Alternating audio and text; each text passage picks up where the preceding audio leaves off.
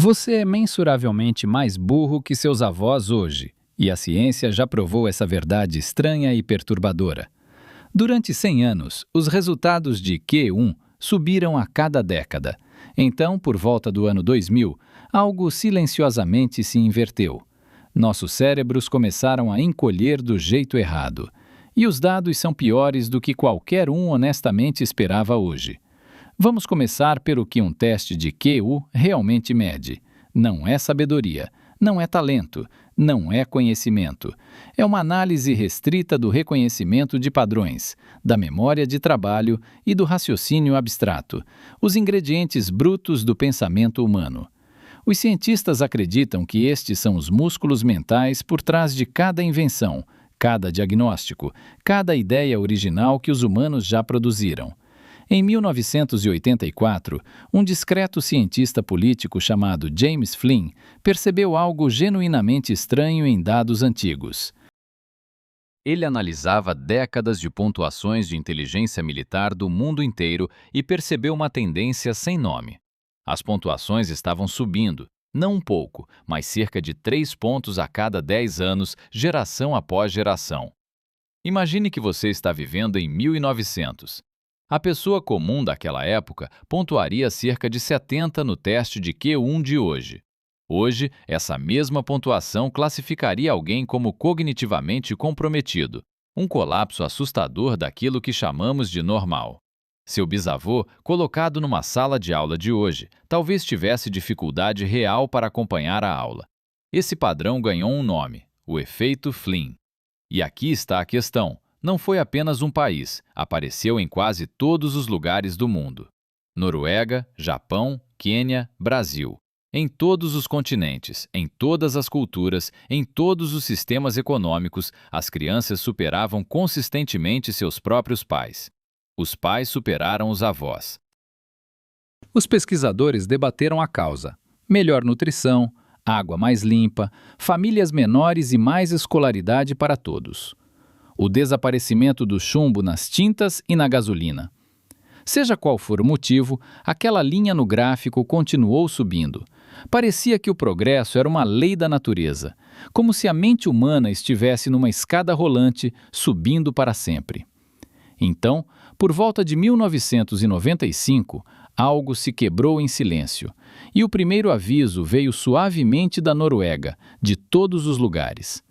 As Forças Armadas norueguesas testaram quase todos os jovens do país durante décadas, construindo um conjunto de dados notavelmente limpo. Um registro contínuo que remonta a 1960, livre de viés de seleção ou de mudanças de método ao longo de muitas décadas. Os pesquisadores reuniram os números completos em 2018, esperando ver a já familiar curva ascendente de Flynn continuar subindo. O gráfico subiu, atingiu o pico em algum momento em meados dos anos 90 e então se curvou inequivocamente para baixo. Não estável, para baixo.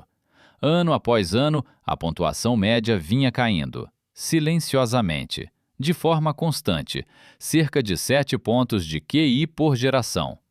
No início, os cientistas presumiram que era uma falha. Talvez o teste estivesse desatualizado, talvez os dados simplesmente mentissem. Talvez a imigração tivesse mudado a população, ou talvez os jovens estivessem apenas mais preguiçosos na hora de fazer o exame. Então verificaram tudo. Controlaram dieta, escolaridade, renda familiar e até efeitos de região e de coorte por ano de nascimento. Depois compararam irmãos dentro da mesma família, irmãos nascidos com 10 anos de diferença, criados pelos mesmos pais, mesma casa, mesma comida, mesma criação. E mesmo assim, o irmão mais novo tirou uma nota menor que a do irmão mais velho. O declínio não tinha a ver com quem estava sendo testado. Tinha a ver com quando nasceram. O ano de nascimento importava. Depois a Dinamarca confirmou. Depois a Finlândia. Depois o Reino Unido, a França, os Países Baixos, a Austrália. A mesma curva descendente. Até mesmo os Estados Unidos, em certos estudos, começaram a apresentar a mesma curva descendente em várias medidas cognitivas. A reversão era real, e estava acontecendo em todos os países onde o efeito Flynn original havia sido mais forte. Aqui está a reviravolta estranha. Quanto mais rica a nação, mais acentuada a queda. Os países mais ricos, na verdade, caíram mais depressa. Não era um problema de medição. Os mesmos testes, a mesma pontuação, a mesma estrutura populacional. Os instrumentos não tinham mudado em nada. Uma nova geração simplesmente não conseguia se equiparar à anterior. Memória de trabalho, vocabulário, raciocínio matemático, tudo afundando junto. Os 3 pilares da cognição humana estavam se desgastando silenciosamente, todos ao mesmo tempo, e ninguém, em lugar nenhum, conseguia chegar a um acordo sobre o porquê. Mas por que a evolução iria de repente andar para trás? A primeira teoria era a mais feia de todas, chamava-se fertilidade digênica. A ideia de que pessoas mais inteligentes estavam tendo menos filhos e pessoas menos instruídas estavam tendo mais filhos. Com o passar do tempo, dizia o argumento, o patrimônio genético se diluiria lentamente. Parecia plausível, mas os dados discordavam. Lembra daqueles estudos com irmãos? Se a causa fosse genética, irmãos da mesma família teriam pontuações idênticas. Não eram. O irmão mais novo sempre ficou para trás. A genética muda ao longo das gerações, nunca dentro de uma única década. Então, essa teoria morreu. A segunda teoria era sobre as escolas, sobre como a educação moderna deixou de ensinar o pensamento abstrato. Talvez os testes mecânicos e as fichas padronizadas tenham substituído aquele tipo de reflexão aberta que constrói verdadeiras habilidades de raciocínio. O tempo de leitura em casa despencou. As crianças passaram menos horas com livros e muito mais horas diante das telas. Estudos mostram que o adolescente de hoje lê por prazer menos da metade do que um adolescente lia nos anos 80. E a leitura prolongada é o melhor indicador isolado da memória de trabalho em adultos e está desaparecendo rapidamente. Mas aqui está a reviravolta. A qualidade do ensino, por si só, não consegue explicar uma queda tão rápida, mesmo com orçamentos em alta. Mesmo onde os índices de alfabetização permaneceram estáveis, algo mais estava acontecendo nos bastidores, em cada casa, em cada bolso. A terceira teoria apontava para a tela, a transição do impresso para o vídeo curto e as rolagens infinitas. Da atenção sustentada a pulsos de dopamina a cada 9 segundos. Nosso cérebro se adapta ao que o ambiente exige. Se ela exige foco profundo, o córtex pré-frontal se fortalece. Se ela recompensa a troca constante, o cérebro se reconfigura. A plasticidade não tem moral, ela apenas segue a carga. Aquilo que treina a sua atenção molda quem você se torna. A memória de trabalho começou a encolher, a capacidade de atenção se fragmentou. A Microsoft mediu a atenção média dos adultos em 2000 em 12 segundos completos. Até 2015, caiu para 8, menos que um peixinho dourado. Quem faz muitas tarefas ao mesmo tempo tem desempenho pior em testes cognitivos. Elas pontuam mais baixo mesmo quando não estão fazendo várias coisas ao mesmo tempo. O dano persiste. Ainda assim, nada disso explica completamente a velocidade dramática. Aqui está a reviravolta. Pode não ser que ficamos mais burros. Talvez tenhamos deixado de precisar ser inteligentes. Pense no que o seu avô precisava lembrar. Números de telefone, caminhos pela cidade, receitas, os nomes de cada vizinho ao redor, o formato das constelações, o caminho para a próxima cidade. Ele carregava o conhecimento dentro do próprio crânio. Não havia outro lugar para colocar tudo isso. Hoje, tudo isso vive em um retângulo de vidro no seu bolso. Seu smartphone se tornou silenciosamente um córtex pré-frontal externo. Ele lembra por você, ele calcula por você, ele navega por você e decide, através de algoritmos silenciosos, exatamente no que você deve pensar a seguir. No momento em que você terceiriza uma tarefa mental, seu cérebro deixa de praticá-la. Use-a ou perca-a. Neurociência. Em 2017, pesquisadores da Universidade do Texas realizaram um experimento hoje famoso sobre smartphones e o desempenho cognitivo humano. Eles pediram aos participantes que fizessem um teste cognitivo em 3 condições diferentes, envolvendo o local onde estava o celular pessoal de cada um. Celular sobre a mesa. Celular no bolso. Celular em outro cômodo totalmente. Os resultados foram genuinamente brutais. As pessoas cujos celulares estavam apenas à vista tiveram pontuação significativamente menor do que aquelas cujos celulares ficaram em outra sala. Não é usar o celular, é apenas estar perto dele. A mente, sabendo que a ajuda está ao alcance, se recusa a se envolver. Seu cérebro era preguiçoso. Agora ele tem permissão para ser ainda mais preguiçoso. A comodidade silenciosamente treinou a rendição nos seus neurônios. Deixamos de exercitar o músculo do pensamento lento, ler um livro longo, sentar com um problema difícil, manter 3 ideias na cabeça ao mesmo tempo sem consultar nada. Estas eram atividades diárias há uma geração. Agora elas parecem quase desconfortáveis, quase dolorosas. E o dano começa mais cedo do que você realmente imaginaria. O vocabulário das crianças caiu cerca de 20% desde o ano 2000. Isso não é uma opinião, essa é uma medição real, obtida em estudos linguísticos de larga escala realizados no Reino Unido e nos Estados Unidos. As pontuações do PISA, o teste internacional que compara jovens de 15 anos entre países, vêm caindo em todo o mundo desenvolvido. Leitura, matemática e ciências, todas em queda simultânea. As crianças criadas com tablets já apresentam atrasos nas funções executivas. Essa é a parte do cérebro que permite você planejar, esperar e resistir aos impulsos quando a vida te tenta. Os pediatras relatam que as crianças de hoje têm mais dificuldade para ficar quietas, seguir instruções com várias etapas e inventar suas próprias brincadeiras. Uma criança que assistiu a 10.000 vídeos curtos antes do jardim de infância treinou um cérebro que espera entretenimento constante. A realidade não consegue competir. A realidade é lenta. A compreensão de leitura atingiu mínimos históricos em todos os níveis de ensino.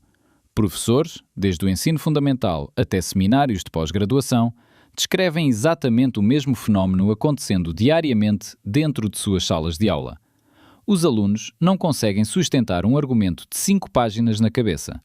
Mesmo em universidades de elite, os professores admitem em silêncio a derrota. A lista de leituras obrigatórias vem encolhendo há anos, porque os alunos simplesmente não conseguem terminar o que antes era exigido. Um livro que seus pais liam num fim de semana, hoje leva um mês quando chega a ser lido. Ao contrário do que muitos pensam, isto não tem a ver com preguiça. Tem a ver com a forma como o cérebro está ligado. Um cérebro criado entre deslizes no ecrã não é pior. É um cérebro diferente, um construído para um ambiente diferente, onde antigas habilidades como a paciência e a profundidade silenciosamente desaparecem.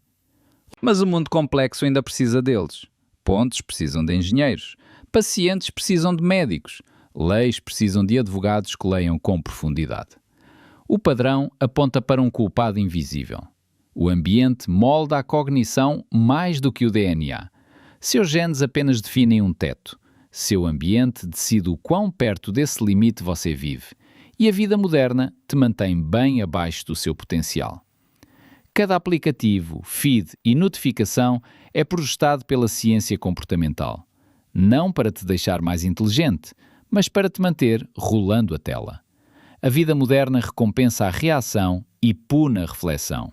A resposta mais rápida vence. O vídeo mais curto vence. A opinião mais polémica se espalha. Quem pausa, reflete ou pondera desaparece no meio do ruído. Então o cérebro aprende. Velocidade em vez de precisão, calor em vez de luz. E não são apenas as telas. Os microplásticos já aparecem no tecido cerebral humano, incluindo nas áreas que governam a memória e a tomada de decisões. O sono médio caiu 1 hora por noite, em comparação com um século atrás. Seu cérebro paga esse preço silenciosamente. Alimentos ultraprocessados já representam mais da metade das calorias consumidas em países desenvolvidos e estão ligados à pior cognição e ao envelhecimento acelerado do cérebro. Nenhum desses fatores isoladamente é decisivo. Juntos, formam uma rede silenciosa que puxa a mente comum de forma constante para baixo.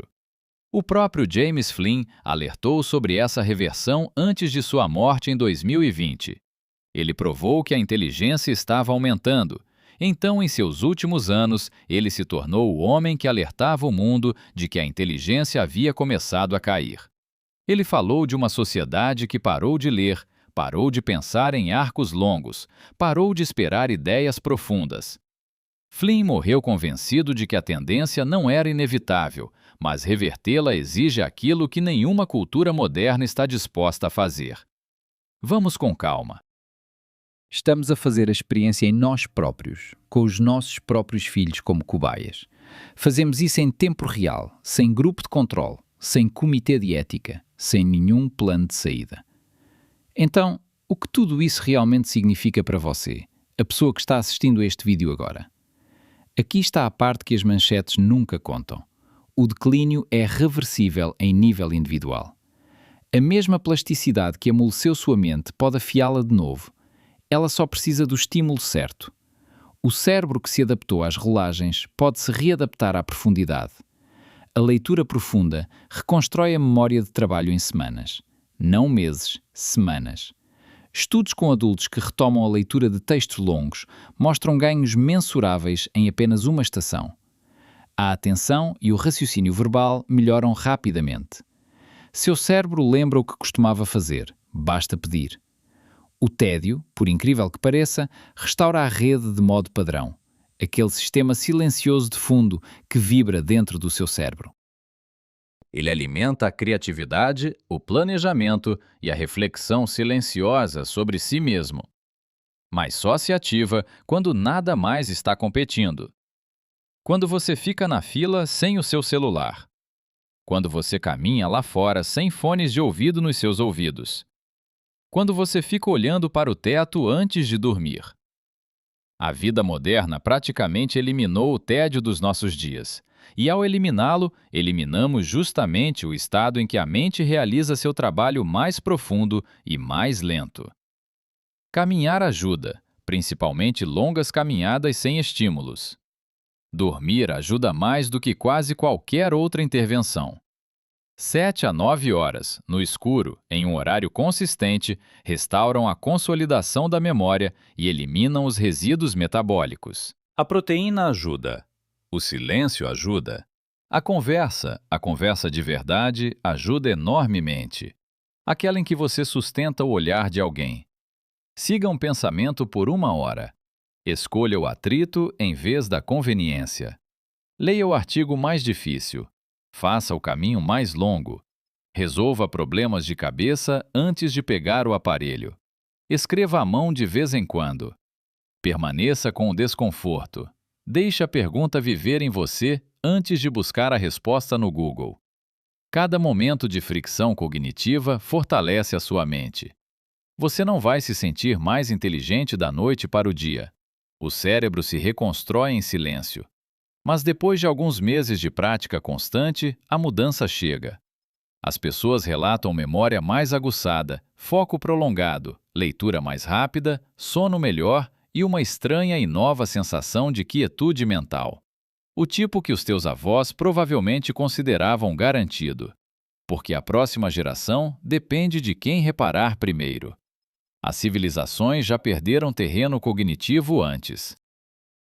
Após o colapso da Idade do Bronze, por volta de 1200 a.C., sistemas de escrita desapareceram. Regiões inteiras esqueceram como ler durante séculos. Após a queda de Roma, a alfabetização na Europa Ocidental despencou de forma catastrófica. A maioria dos livros que sobreviveram precisava ser copiada à mão por uma pequena rede de monges. A infraestrutura do pensamento é frágil. Pode ser construída em poucas gerações e pode ser perdida em poucas gerações. A inteligência não é destino, é infraestrutura. Livros, escolas, salas silenciosas, pais que dão o exemplo do pensar, uma cultura que respeita a profundidade. Remova qualquer um desses pilares e a estrutura se curva. Remova vários de uma vez e a estrutura desaba. Então a pergunta em aberto é esta: somos o auge de uma escalada de um século, olhando para baixo para um lento declínio? Ou somos nós o ponto de virada, a geração que percebeu a linha se curvando e escolheu curvá-la de volta? Ninguém ainda sabe. Os dados estão sendo escritos pelo que você faz nesta semana, na próxima semana, no próximo ano. Por cada hora em que você escolhe um livro em vez de um feed, por cada conversa que você deixa respirar lentamente, a cada problema que você deixa sua própria mente resolver antes de buscar ajuda. Cada pequena escolha conta. Há um mistério relacionado que muda totalmente o cenário. A própria capacidade de atenção está despencando, ainda mais rápido do que o QI. E a ciência por trás desse colapso é ainda mais perturbadora. Se você quer entender o que está acontecendo dentro do seu foco e como recuperá-la, assista ao próximo vídeo sobre a crise da atenção. Ele se baseia em tudo o que vimos aqui. Antes de ir, uma pergunta sincera. Quando foi a última vez que você leu por 1 hora sem olhar o celular? Escreva a resposta honesta nos comentários. Apenas o número, sem julgamento. Apenas perceba onde você está hoje. Se análises como esta ajudam você a pensar com mais clareza sobre o mundo moderno, considere se inscrever para ver mais. Mais ciência tranquila, mais ideias que amadurecem devagar.